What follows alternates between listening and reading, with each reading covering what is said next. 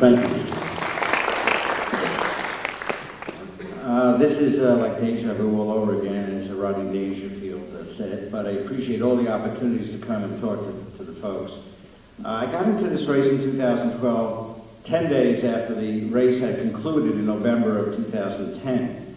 And it was Tom Monahan who asked me to speak about the election results of 2010. And you remember those election results were pretty miserable for Republicans. And as he was walking me across the parking lot and the lights were on and the camera was rolling, he asked me if I was going to be running for 2012.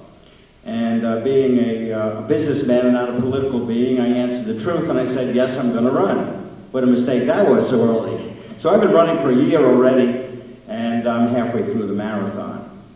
My reason for running and announcing so early was that I felt that we still needed somebody to be in Washington to make the right decision. I felt that my young children, ages 9, 7, 5, and 2.5, were not going to have the same opportunity growing up that I had growing up. I'm a product of the American dream, started from nothing, built a business over 35 years, and I'm proud to have done that. I do not think that the circumstances exist right now similar to when I grew up for my children. That makes me very upset, it makes me distraught, and it made me want to do something about it. There are a lot of folks who say they want to do something about it, but they don't. And in my opinion, you have to do something about it to be able to complain. You can't sit and complain without doing something about it. I have the capability to do something about it, and I decided to do that. The other thing in Washington, which has become a key word, and maybe a new art form, is dysfunction. We don't talk about functionality in Washington, we talk about dysfunction. They have truly made it an artwork. The Senate hasn't passed a budget in over 900 days. You and I have to operate under a budget at home. We have to balance our checkbook. Washington doesn't seem to live by those rules. I think that's regrettable. There is no leadership in Washington.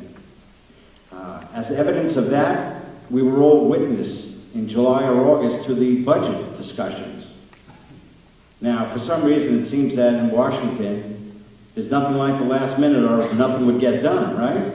Well, they waited till the last minute on that budget discussion and managed to compromise by doing nothing. These 535 individuals, plus the president, decided to let a gang of 12, as I call it, the 12 senators and legislators, to try to do something about this real serious issue that we have, which is that we spend like drunken sailors in this country.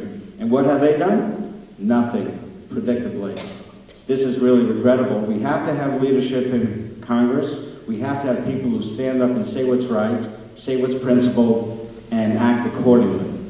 Not based upon what's going to be happening for the next election, but what's going to be happening today and tomorrow based upon the principles that we believe in.